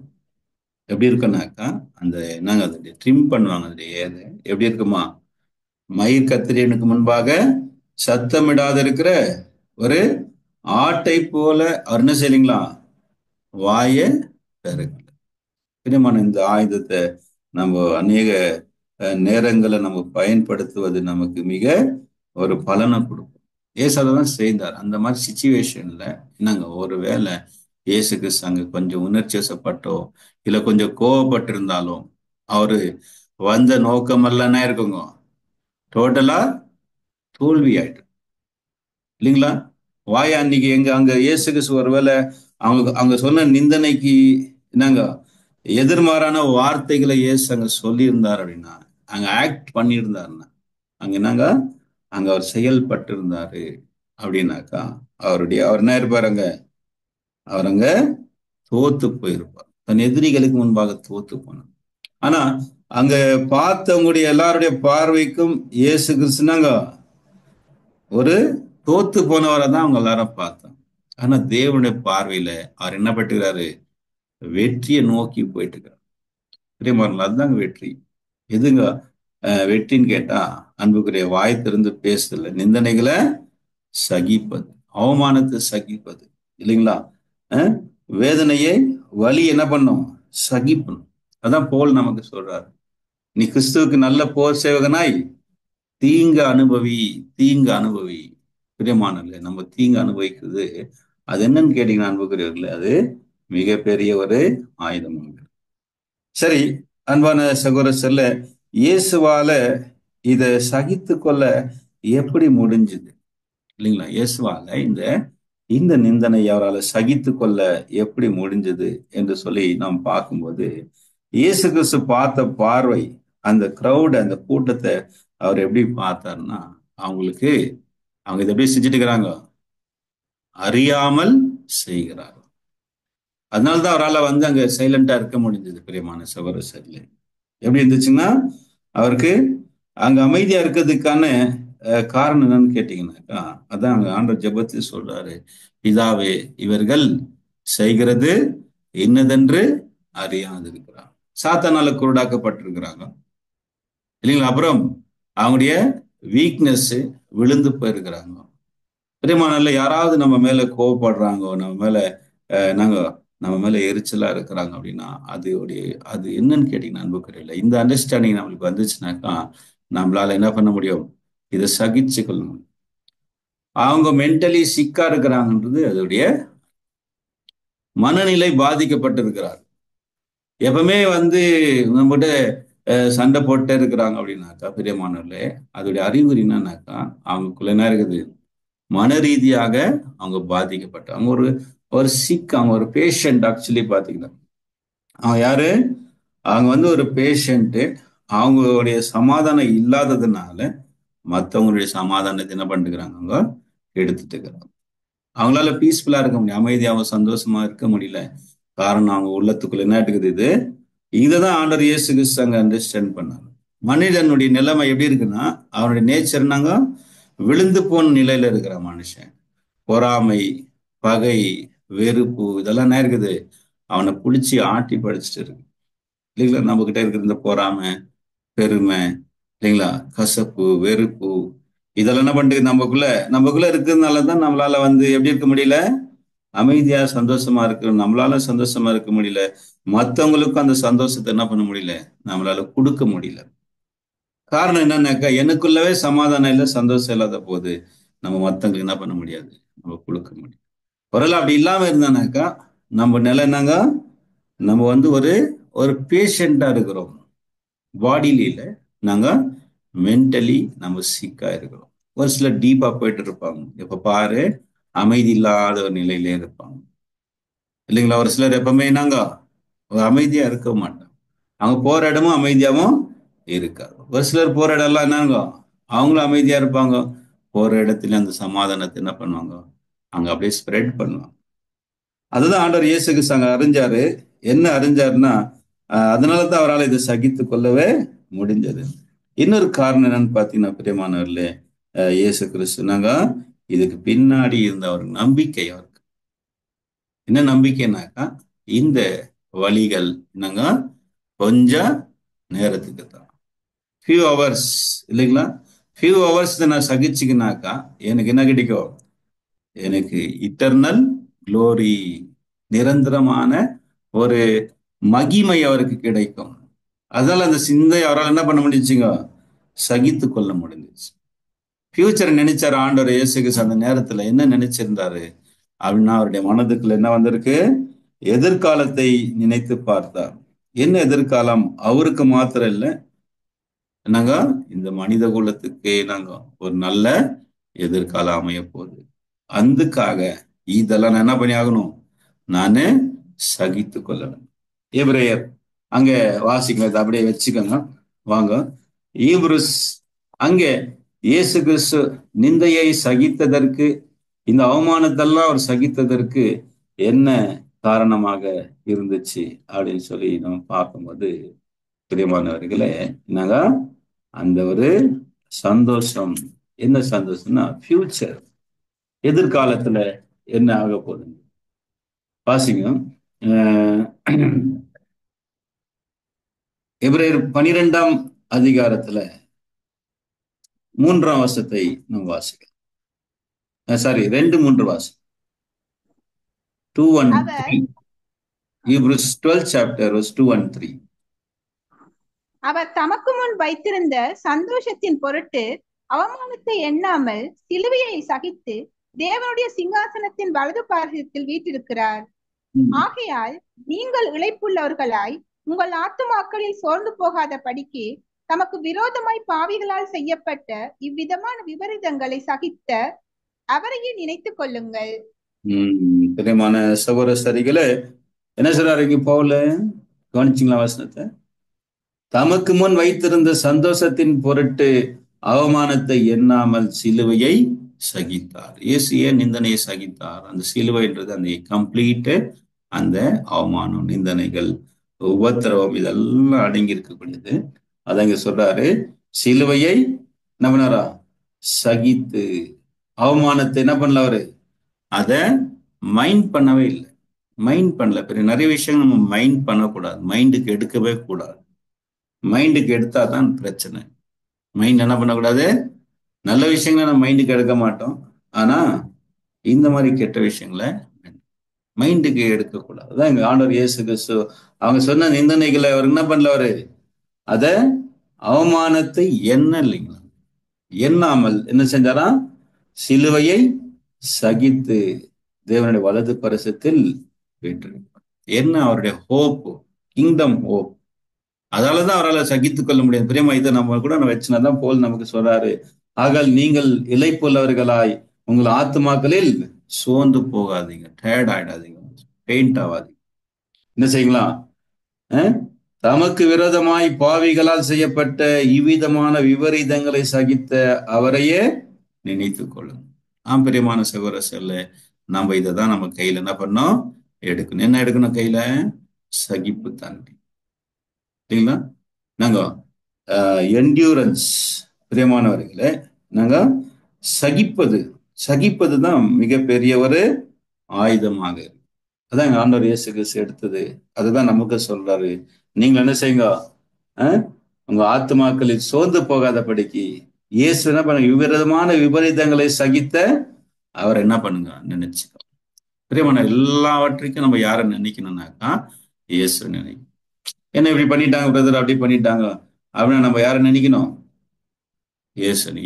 இயேசுக்கு செய்ததை விடையா எனக்கு செய்துட்டான். இதுனிக்கு அவர் எந்த தப்புமே செய்யல.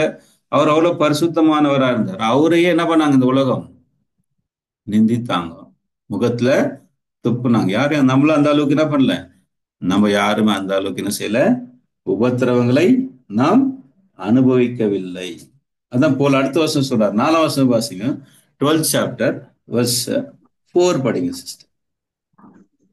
பாவத்திற்கு விரோதமாய் போராடுகிறதில் ரத்தம் சிந்தப்படத்தக்கதாக நீங்கள் இன்னும் எதிர்த்து நிற்கவில்லையே.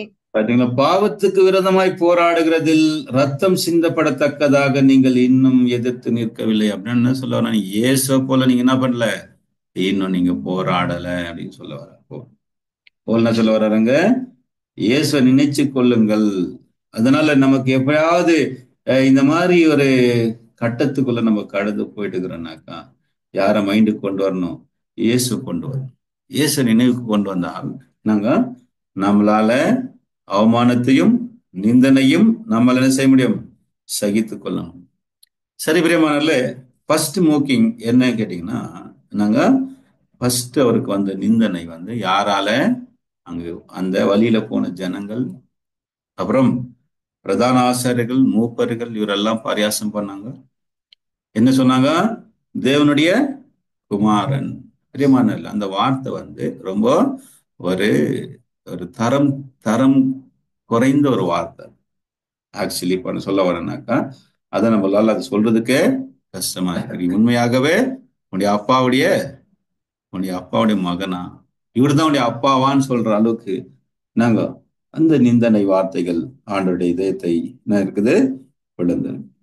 சரி, ரெண்டாவது அவருக்கு செகண்ட் மோக்கிங் என்ன அப்படின்னு பாத்தீங்கன்னா, அன்புக்குரிய சகோதர சரிகளை யாரு செய்தார்கள் என்று பார்க்கும்போது, அந்த போர் சேவகர் போர் சேவர்களை கூட அவர் என்ன செய்திருக்கிறாங்களா? நிந்தித்தார்கள். வாசிக்கலாம் வாங்க. லூக்கா 23 33 வரைக்கும் வாசிங்க. லூக் 23:36-38 படி. போர் சேவகரும் அவரிடத்தில் சேர்ந்து அவருக்கு காடியை கொடுத்து, நீ யூதரின் ராஜாவானால் உன்னை ரட்சித்துக் கொள் என்று அவரை பரியாசம் பண்ணினார்கள். இவன் யூதனுடைய ராஜா என்று கிரேக்கு, லத்தீன், எபிரேய எழுத்துக்களில் எழுதி அவருக்கு மேலாக வைக்கப்பட்டது. பாத்தீங்களா அன்புக்குரியவர்களே, என்ன வசனம்? லூக்கா 23:36-38. போர் சேவகரும் அவரிடத்தில் சேர்ந்து அவருக்கு காடியை கொடுத்து, நீ யூதரின் ராஜாவானால் உன்னையே ரட்சித்துக் கொள் என்று அவரை பரியாசம் பண்ணி, இவன் யூதருடைய ராஜா என்று கிரேக்கு, லத்தீன், எபிரேய எழுத்துக்களில் எழுதி அவருக்கு மேலாக வைக்கப்பட்டது. பிரியமான கவனிச்சிங்களா? இந்த நிந்தனை என்ன நிந்தனை? இது என்ன குறிச்சு நிந்தனை? அவருடைய கிங்ஷிப். கவனிங்க பிரியமான, ஃபர்ஸ்ட் நாங்க அவருடைய சன்ஷிப், அவருடைய மகனா அப்படின்னு. நீ மகனா இருந்தா சிலுவை விட்டு இறங்கி வா. இப்ப என்ன சொல்லிட்டு இருக்காங்க? நீ யூதருடைய ராஜாவானால் உன்னையே ரட்சித்துக்கொள், உன்னை காப்பாத்திக்கனால நீ உண்மையா ராஜாவா இருந்தவனை நீ காப்பாத்திக்க. பிரியமானவர்களே, ஆண்டவரால முடியாதுங்களா? இல்லைங்களா? ஏதேன் கெத்செமனே தோட்டத்துல ஒரு சம்பவம் நடக்குது இல்லைங்களா? பேதுரு இயேசுவை காப்பாத்துறதுக்கு என்ன செய்றாரு? கத்தி எடுத்து அந்த வேலைக்காரோட காதை வெட்டிட்டார். பேதுரு நினைச்சாரு இயேசுவை காப்பாத்திடலாம். ஆனா இயேசு என்ன சொல்றாரு? இந்த பட்டயத்தை உரையில போடு. இல்லைங்களா? நான் என் பிதாவை நோக்கி கூப்பிட்டால் 12 லேகியனுக்கும் அதிகமான சேவகர்கள் என்ன செய்வாரு? ஆண்டவரு அனுப்புவார். 12 லேகியனுக்கு அதிகமான தூதர்களை அனுப்புவாருங்க. பிரியமான அந்த கேல்குலேஷன் நீங்க பாத்தீங்கன்னாக்கா 72,000 அப்படின்ற 12 அப்படின்னாக்கா அன்புக்குரியவர்களே, ஒரு லேகியன்னாக்கா 6,000 சோல்ஜர்ஸ். ஒரு லெஜியோன் அப்படின்னு சொல்லுவாங்க, ஒரு ஆர்மின்னு சொல்லுவாங்க இல்லைங்களா, ஒரு ரெஜிமெண்ட்டுன்னு சொல்லுவாங்க நம்முடைய இதுல காலத்துல. அந்த மாதிரி ரோமன்ஸுடைய காலத்துல ரோமர்கள் நாங்க ஒரு லெஜியோன் அப்படின்னாக்கா 6,000 சோல்ஜர்ஸ் இருக்கக்கூடிய ஒரு ஒரு ஒரு ரெஜிமெண்ட்டுக்கு அப்படின்னு சொல்லுவாங்க. அப்படின்னா 12 லேகியோன் அப்படின்னாக்கா 72,000 அதற்கு அதிகம் அப்படின்றார். அதை நீங்க அப்படியே டபுள் பண்ணீங்கன்னாக்கா உங்களுக்கு ஒரு கேல்குலேஷன் கிடைக்கும். நீங்க பண்ணி பாருங்க. 72,000 டபுள் பண்ணி பார்த்தீங்கன்னா உங்களுக்கு எவ்வளவு கிடைக்கும் தெரியுங்களா? 1,44,000. 1,44,000 பேர்களை பத்தி தான் ஆண்டு நாங்க பேசுறாரு. என்ன நீ ரட்சிக்க போறியான்னு சொல்றாரு. பிரியமான, இங்கே போர் சேவர்கள் என்ன நிந்தித்தாங்க இயேசுவை? நீ யூதருடைய ராஜாவானால் உன்னையே ரட்சித்துக்கொள். முதலாவது நிந்தனை பார்த்தோம் பிரியமானவர்களே. பரியாசம் பண்ணாங்க யாரு? இந்த ஜனங்க போறவங்க வரவங்க எல்லாம். அப்புறம் பிரதான ஆசாரியர்கள், பரிசேயர்கள் என்ன நிந்திச்சாங்க? தேவனுடைய குமாரன் ஆனால் என்னையே ரட்சித்துக்கொள். அவருடைய சன்ஷிப், அவருடைய மகனுக்குரிய ஒரு உரிமையில வந்த ஒரு நிந்தனை. நீ உண்மையான மகனா இருந்தா பாரு, செஞ்சு பாருன்னு சொல்லுவாங்கல்ல, அந்த மாதிரி அவரை என்ன பண்றாங்க? அவரை தூண்டுறான். ரெண்டாவது, அவர் யாருங்க? அவரு யூதருடைய ராஜா. பிறக்கும் போதே அவரை தேடின்னு வந்தவங்க என்னன்னு தேடி வந்தாங்க இல்லைங்களா? இயேசு பிறக்கும் போதே அவரை தேடி வந்தாங்க இல்லைங்களா? கிழக்குல இருந்து வந்தாங்க. யாருங்க? சாஸ்திரிகள். என்ன கேட்டு வந்தாங்க? யூதருக்கு ராஜாவாய் பிறந்திருக்கிறவர் எங்கே? பிரியமானவர்களே, இயேசு கிறிஸ்து வெறும் யூதருக்கு மாத்திரம் ராஜா இல்ல, உலகத்துக்கு ராஜா. Is the king of the world, saviour of the world, உலக ரட்சகர். வெறும் யூதர்களை மாத்திரம் ரட்சிக்கிறதுக்கோ, யூதர்களை மாத்திரம் ஆள்வதற்காக ஆண்டவர் பிறக்கல. நாங்க உலகையே ஆள பிறந்தவர். அவர் தான் உண்மையான ராஜா. அவர் தான் நாங்க the true and perfect king. அவரை பார்த்து சொல்றாங்க, நீ யூதருடைய ராஜா. எப்படி இருந்திருக்க இல்லைங்களா? இல்லைங்களா? நம்மள யாராவது இப்படி நாங்க இப்படி நிந்திச்சாங்க அப்படின்னாக்கா, நான் யாருன்னு காட்டுறேன் பாரு, என்ன பண்ணிருப்போம்? நம்முடைய பலத்தை காட்டியிருப்போம். பிரியமானல்ல, ஆண்டவர் இயேசு என்ன பண்ணாரு? நிந்தையை சகித்தார். அதாங்க, இது கூட அவருடைய இதயத்தை என்ன பண்ணிக்குது? பிளந்திருக்கு. என்ன செஞ்சாங்களாம்? அவர் தலைக்கு மேல அந்த போர்டு பண்ணாங்க இல்லைங்களா, ஒரு போர்டு போட்டாங்க இல்லைங்களா, யூதருடைய ராஜா, ஐஎன்ஆர்ஐன்னு போட்டு இருப்பாங்க இல்லைங்களா இந்த வேர்டு. அதோடைய ரைட் மீனிங் என்னன்னு கேட்டீங்கன்னா, தி கிங் ஆஃப் ஜியூ. அப்படின்னா அவர் ஆனர் பண்றதுக்காக அந்த போர்டு வைக்கலாங்க. அவரோட தலைக்கு மேல வச்சாங்க அந்த போர்டு. யூதருடைய ராஜா என்னென்ன மொழியில எழுதினாங்களா? கிரீக், லத்தீன், எப்ரே பாஷை, இந்த 3 மொழிகள். பிரியமானவர்களே, ஈப்ரு யூதருடைய மொழி, கிரீக் அபிஷியல் லாங்குவேஜ், அப்புறம் லத்தீன் ரோமனுடைய ஸ்டேட் லாங்குவேஜ். 3 பாஷைகள் இல்லைங்களா? அதுல என்ன செஞ்சாங்க? அங்க போட்டிருந்தார்கள். அன்புக்குரியவர்களே, கவனிங்க, என்னன்னு எதுக்காக போட்டிருந்தாங்களாம்? எதுக்காகன்னா அவரை ஆனர் பண்றதுக்காக இல்ல. இல்லைங்க, நம்ம நிறைய பேர் போர்டு போடுவோம் இல்லைங்களா, வீட்டு வாசல்ல போர்டு போட்டிருப்பாங்க இல்லைங்களா, நாங்க அவருடைய பேரை போட்டு பின்னாடி என்ன பண்ணிருப்பாங்க? அவருடைய பட்டங்கள், எல்எல்பி, பிஹெச்டி, எம்பிபிஎஸ் அப்படி என்ன பண்ணிருப்பாங்க? அவனுடைய பட்டங்களை போட்டுரும். அவரை ஆனர் பண்றதுக்கு. ஆனா இயேசுக்கு இங்க போட்டுக்கிறது அவரை ஆனர் பண்றதுக்கா இல்ல அவமானப்படுத்துறதுக்கா? அவரை ஷேம் பண்றதுக்கு தான் இல்லைங்களா? அதாவது பாருங்க, ஒரு ராஜா எந்த நிலையில இருக்கிறாரு பாருங்க. ராஜா, உங்களுடைய ராஜா எந்த நிலையில இருக்கிற, இவரெல்லாம் ஒரு ராஜாவா அப்படின்னு அவரை நிந்தித்தார்கள். அதான் இங்க வசனம் வாசிக்கிறோம். திஸ் இஸ் செகண்ட் வாக்கிங் இல்லைங்களா? செகண்ட் என்ன குறிச்சு வந்திருக்கு? எதை குறிச்சுங்க? பிரியமான சகோதரிகளே, நாங்க அவருடைய கிங்ஷிப். ஓகே, ஃபர்ஸ்ட் சன்ஷிப், 2வது கிங்ஷிப். மூணாவது உங்களுக்கு வாய்ப்பு கொடுக்குறேன். 3வதாக இயேசுவை சிலுவையில் இந்த லாஸ்ட் கடைசி நேரத்துல, ஆரம்பத்துல இருந்து நிந்தனைகள் அவர் தொடர்ந்துட்டே இருக்குது.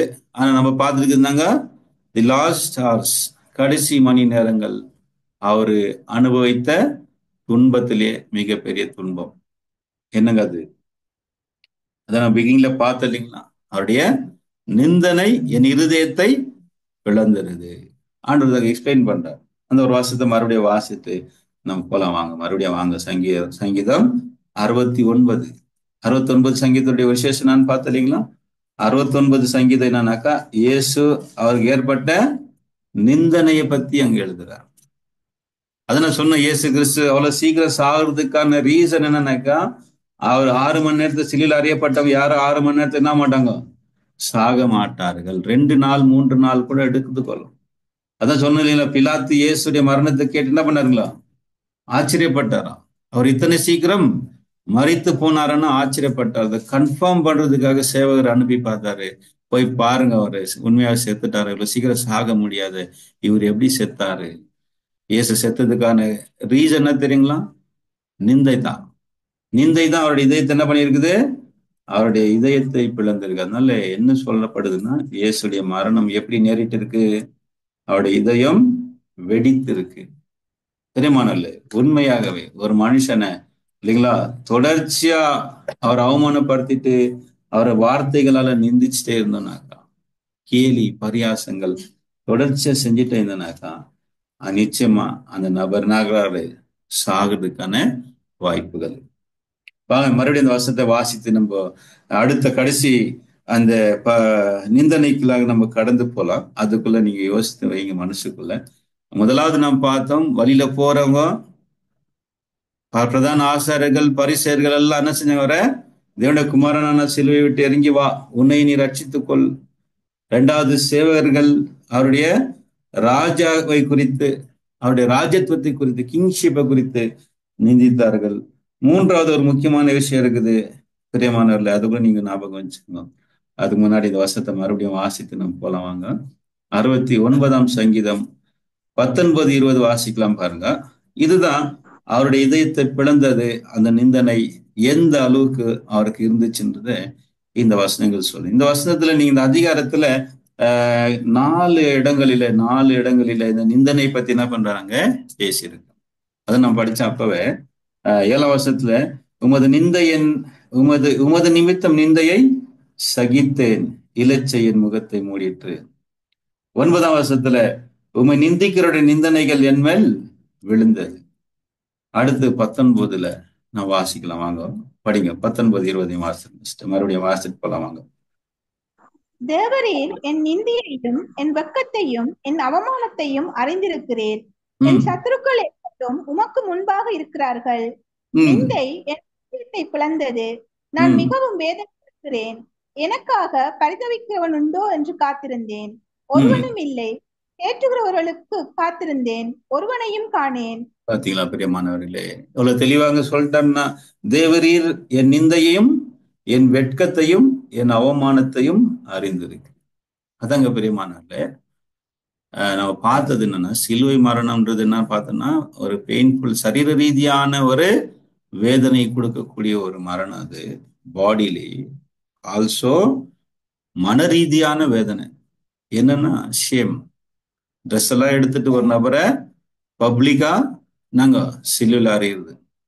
வரங்க போறவங்கெல்லாம் பார்த்து என்ன பண்ணுவாங்க, நிந்தனை வார்த்தைகளை அங்க பேசுவாங்க. பரிதவிக்கிறவங்க இல்லையா, அதங்க சொல்லிட்டாரு வசனத்தை வாசித்தீங்களா, என் வெட்கத்தையும் என் அவமானத்தையும் அறிந்திருக்கிறீர், என் சத்துருக்கள் உமக்கு முன்பாக இருக்கிறார்கள், நிந்தை என் இருதயத்தை பிளந்தது, நான் மிகவும் வேதனைப்படுகிறேன்.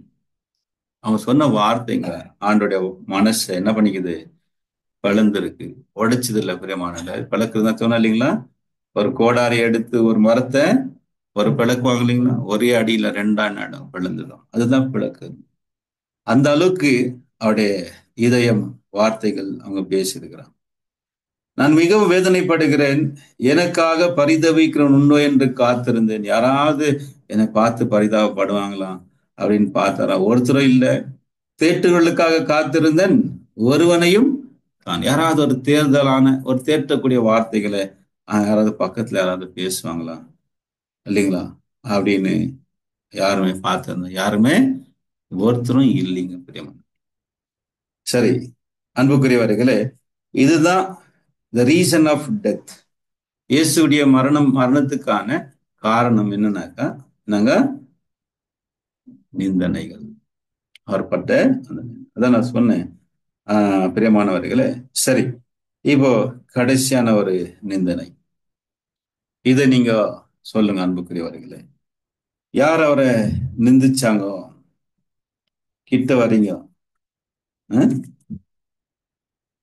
யாருங்க, ஜோர கேட்க. தப்பா இருந்தாலும் பிரச்சனை இல்லை, சொல்லுங்க சொல்லுங்க, நான் உங்களை அடிக்க மாட்டேன். சொல்லுங்க, சொன்னீங்க ஏதாவது சொல்ல வந்தீங்க, எனக்கு இல்லை தெரியும். இல்ல நிந்தனைகள் தேவன் கைவிட்டது நான் பேசலாம். நிந்திச்சாங்க இல்லைங்க, என்ன நிந்திச்சாங்க, நீ தேவனுடைய குமாரனானால் சில நீ உன்னை நீ ரட்சித்துக்கொள் அப்படின்னு அவரை கேலி பண்ணி பரியாசம் பண்ணி நிந்திச்சாங்க. தேவனுடைய மகனாக்கா அவங்க அப்பாவே யாருன்னு கேட்கிற ஒரு கேள்வி அது. உண்மையா இவருதான் அவங்க அப்பாவா அப்படின்னு கேட்கிற ஒரு கேள்வி அது. அடுத்து, நீ யூதருடைய ராஜாவானால் உன்னைய ரட்சித்துக்கொள் அப்படின்னு போர் சேவர்கள் அவருடைய கிங்ஷிப்பை பத்தி என்ன பண்ணாங்க, நிந்திச்சாங்க. அன்பானவர்கள், இன்னொரு நிந்தனை இருக்குது. என்னங்க கிட்ட வர மாட்டேங்கிறீங்க, தூரமாக நிற்கிறீங்க, வாங்க வாசிக்கலாம். மத்தேயு 27ஆம் அதிகாரம் 44ஆம் வசனத்தை வாசி. அவரோட கூட சிலுவைகளில் அறையப்பட்ட கள்ளரும் அந்தபடியே அவரை நிந்தித்தார்கள். பாத்தீங்களா, எங்க விட்டுட்டீங்கல்ல கோட்டை. அவரோடு கூட எல்லாம் ஃபார்ல இருக்கிறாங்க, ரொம்ப தூரத்துல இருக்கிறாங்க. ஆனா அவர் கிட்ட இருக்கக்கூடிய அந்த ஒருத்தரா 2 பேரா ரெண்டு பேரும் நிந்திச்சிருக்காங்க. ஒருத்தர் லாஸ்ட் மூமெண்ட்ல தான் அவரு ரிப்பெண்ட் ஆகுறாரு. அவர் செஞ்ச தவறுக்கு மனம் வருந்திட்டாரு. ஆனால் ஆரம்பத்துல என்ன செஞ்சாங்களாம், அவரோடு கூட சிலுவையில் அறியப்பட்ட கல்லரும் அந்தபடியே நிந்தித்தார்கள். கல்லர்கள் கூட இயேசு நிந்திச்சாங்க. ரெண்டு பேருமே நிந்திச்சிருக்கிறாங்க. ஃப்ளூரல்ல தான் சொல்லியிருக்காங்க. வசனம் சொல்லுது, ஃப்ளூரல்ல தான் சொல்லியிருக்கு பிரியமானவர்கள். சரி, இவங்கள நிந்திச்சிருக்கிறாங்க. என்ன டீட்டெயில் அங்க சொல்லப்படல. என்ன நிந்திச்சாங்க இவங்க இல்லைங்களா? முதலாவது பார்த்தோம் அவருடைய சன்ஷிப், ரெண்டாவது அவருடைய கிங்ஷிப், மூன்றாவது என்னங்க அவருடைய மேசியானிக். அவர் யாருங்க? அவரு மேசியா இல்லைங்களா? அவரு கிறிஸ்து. அவங்க தான் கேட்டாங்க, இயேசுன்னு நிந்திச்சாங்க அவங்க அந்த கல்லர்கள். வாங்க அதை வாசிக்கலாம். 20 லூக் 23rd சாப்டர், 23ஆம் அதிகாரத்துல வசனம் வாசிங்க. 39 வாசி. லூக்கா 23:39. அன்றியும் சிலுவையில் அறையப்பட்டிருந்த குற்றவாளிகளில் ஒருவன், நீ கிறிஸ்துவானால் உன்னையும் எங்களையும் ரட்சித்துக் கொள் என்று அவரை இகழ்ந்தான். பாத்தீங்களா அன்புக்குரியல, கவனிச்சிங்களா?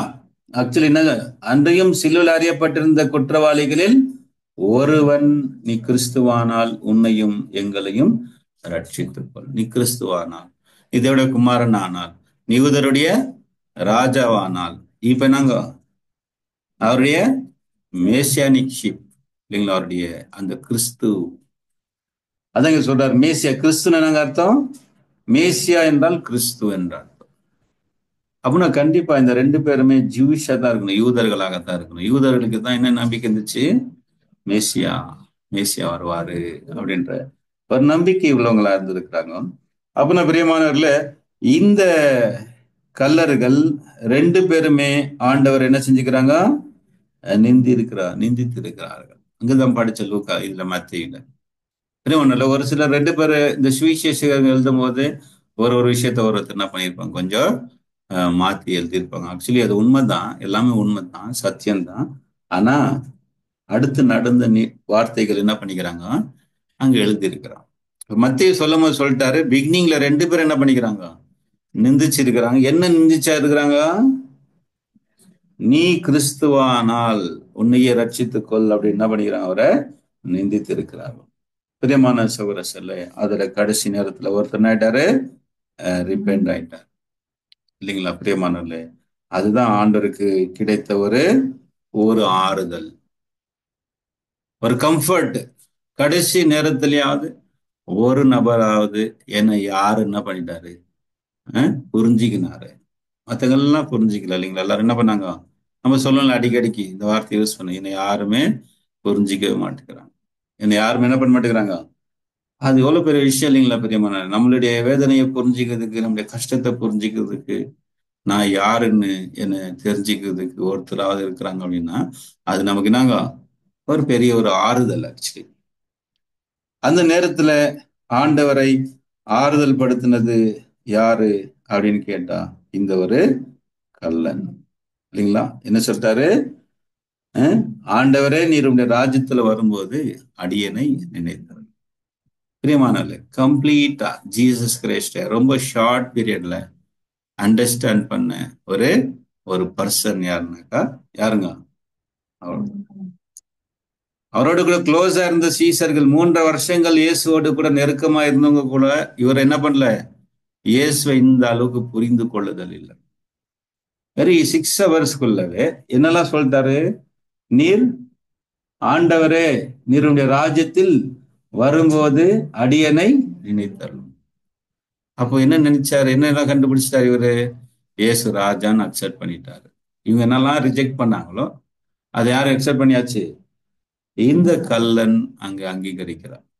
நீ தேவனுடைய மகனா, நீ தேவனுடைய நீ யூதருடைய ராஜாவா அப்படின்னா நிந்திச்சாங்க இல்லைங்களா? அது எல்லாவற்றுக்கும் இவர் ஒரு ஆறுதலான ஒரு வார்த்தைகள், ஆண்டவரே நீருடைய ராஜ்யத்தில் வரும்போது அடியனை நினைத்தரலும் என்று சொன்ன அந்த வார்த்தைகள் நம்ம இங்கே பார்க்கிறோம். அன்புக்குரிய சகோதர சரிகளே, ஆகல இந்த 3 நிந்தனைகள் நம்ம பார்க்கிறோம் இல்லைங்களா? இயேசு கிறிஸ்துவை நிந்தித்தவங்க. எதை குறித்து நிந்தித்தார்கள்? ஆனால் இதை எல்லாவற்றையும் இயேசு என்ன செஞ்சாரு? சகித்தார். உமது நிமித்தம் நிந்தையை சகித்தேன், லச்சையின் முகத்தை மூடினேன். இதுதான் மெயின் நமக்கான ஒரு பாடம். அப்ப நம்ம வாசித்தலைன்னா இந்த பாடத்துடைய ஒரு கன்க்ளூஷன் வார்த்தையை மறுபடியும் வாசிக்கலாம். இயேசு கிறிஸ்து இந்த நிந்தனையெல்லாம் சகிச்சாரு. எதுக்காக சகிச்சாரு அப்படின்னா அதை நம்ம மறுபடியும் வாசித்துட்டு இந்த பாடத்தை முடிக்கலாம். வாங்க, எபிரேயர் 12ஆம் அதிகாரம் 2-3 வார்த்தைகள் வசனத்தை வாசிக்கலாம். Hebrews 12th chapter verse 2 and 3. அவர் தமக்கு முன் வைத்திருந்த சந்தோஷத்தின் பொருட்டு அவமானத்தை எண்ணாமல் சிலுவையை சகித்து தேவனுடைய சிங்காசனத்தின் வலது பார்சத்தில் வீற்றிருக்கிறார். ஆகையால் நீங்கள் இளைப்புள்ளவர்களாய் உங்கள் ஆத்துமாக்களில் சோர்ந்து போகாத படிக்கு தமக்கு விரோதமாய் பாவிகளால் செய்யப்பட்ட இவ்விதமான விபரீதங்களை சகித்த அவரையே நினைத்துக் கொள்ளுங்கள். இதுதான் நமக்கான ஒரு பாடம் பிரியமானவர்கள். அவர் தமக்கு முன் வைத்திருந்த சந்தோஷத்தின் பொருட்டு அவமானத்தை எண்ணாமல், அவருக்கு வந்து இந்த எல்லாம் அவமானங்கள், சேம், நிந்தனைகள், அதான் பார்க்கிறோம். அவருடைய இதயத்தை மிகவும் பாதித்தது. அவர் உயிர் விடுவதற்கான காரணமாக இருந்ததெல்லாம் இந்த நிந்தனைகள். நமக்கு தெரியல, அதான் நான் சொன்னேன் உங்களுக்கு பிகினிங்ல, நம்மளால அதை ரியலைஸ் பண்ண முடியல, நம்மளால உணர முடியல. காரணம் என்னன்னா, நம்மளை யாருமே இந்த அளவுக்கு அவமானப்படுத்துனதே கிடையாது. அப்படி யாராவது பண்ணாங்களா, அவங்கள நான் சும்மாவே விட்டதும் கிடையாது. யாராவது இப்படி பேசிட்டா விடுவோமா? இல்லைங்களா? அவங்க ஒரு வார்த்தை பேசினா நம்ம 10 வார்த்தைகள் அவங்களுக்கு பதில் கொடுக்கும். சகிக்க முடியாது. சகிச்சிருந்தா நமக்கு தெரியும், அந்த அதை ரியலைஸ் பண்ண முடியும். ஏசு எந்த அளவுக்கு சகித்தார். அதான் சொல்றாரு, எதுக்காக சகித்தார்னா தமக்கு முன் வைத்திருந்த சந்தோஷத்தின் போய். இதுக்கு பின்னாடி இருக்கக்கூடிய ஒரு குளோரி, இதுக்கு பின்னாடி அவருக்கு கிடைக்க போற ஒரு குளோரி, இந்த மனித குலத்துக்கு கிடைக்க போற ஒரு ரட்சிப்பு, இதெல்லாம் மைண்ட்ல வச்சுக்கின்னு இது என்ன பண்ணல, இதெல்லாம் மைண்ட்ல எடுத்துக்கல. எதிர்காலத்தை மைண்ட்ல வச்சுக்கணும்னாக்கா இதெல்லாம் வந்து மைண்டுக்கு எடுக்கக்கூடாது. அதான் அங்கே அவர் அவமானத்தை எண்ணாமல் சிலுவையை சகித்தார். பிரியமான, சிலுவை என்ன பண்ணாரா? சிலுவைன்றது கம்ப்ளீட், அந்த பர்சிக்யூஷன்ஸ் கம்ப்ளீட்டா, அவமானமும் நிந்தனையும் நோவு வலி எல்லாம் நிறைஞ்ச அந்த சிலுவையை என்ன பண்ணார்? சகித்தாரு. அடுத்து 3ஆவது வசனம் சொல்றாரு, ஆகையால் நீங்கள் கூட என்ன செய்யுங்க, உங்கள் ஆத்துமாக்களில் இளைப்புள்ளவர்களாய் உங்கள் ஆத்துமாக்களில் சோர்ந்து போகாதீங்க. உங்களுக்கு ஒருவேளை இப்படி நம்ம இந்த ஒரு பாதையில நம்ம கடந்து போயிட்டு இருக்கிறோம், இயேசு கிறிஸ்து போன அதே பாதையில நம்ம போயிட்டு இருக்கிறோம் பிரதர், ரொம்ப அவமானம் நிந்தனைகளா என்ன பண்ணிட்டு இருக்கிறோம், அனுபவிச்சுட்டு இருக்கிறோம் அப்படின்னாக்கா நாங்க யார நினைச்சுக்க சொல்றாரு? இவ்விதமாய் பாவிகளால் செய்யப்பட்ட இவ்விதமான விபரீதங்களை சகித்த அவரையே நினைத்துக் கொள்ளும். இயேசு நினைச்சுக்கினாக்கா நமக்கு வரக்கூடிய அவமானங்கள், கஷ்டங்கள், போராட்டங்கள் எல்லாமே 1% கூட சொல்ல முடியாது. அவர் அனுபவிச்ச கஷ்டத்துல நமக்கு 1% கூட நம்மளால சொல்ல முடியும். நம்ம ஒன்றும் அப்படி அனுபவிச்சுட்டு இல்லை பிரியமானவர்கள். நம்மெல்லாம் நல்லா சந்தோஷமா தான் வாழ்ந்துட்டு இருக்கிறோம். எந்த அவமானத்தையும் சகிச்சுட்டு இல்லை, எந்த கஷ்டத்தையும் சகிச்சுட்டு இல்லை, இல்லைங்களா? அதனால நம்ம எதுவுமே சொல்றதுக்கு நமக்கு நாங்க காரணமே கிடையாது. அகில பிரியமானவர்களே, இந்த நாளில கடைசி மணி நேரங்கள் என்ற தலைப்புல பாடத்தை நாம் பார்க்க தேவன் கிருபை செய்தார். தேவன் தான் அந்த வார்த்தைகளை ஆசீர்வதிப்பாராக. ஆமென்.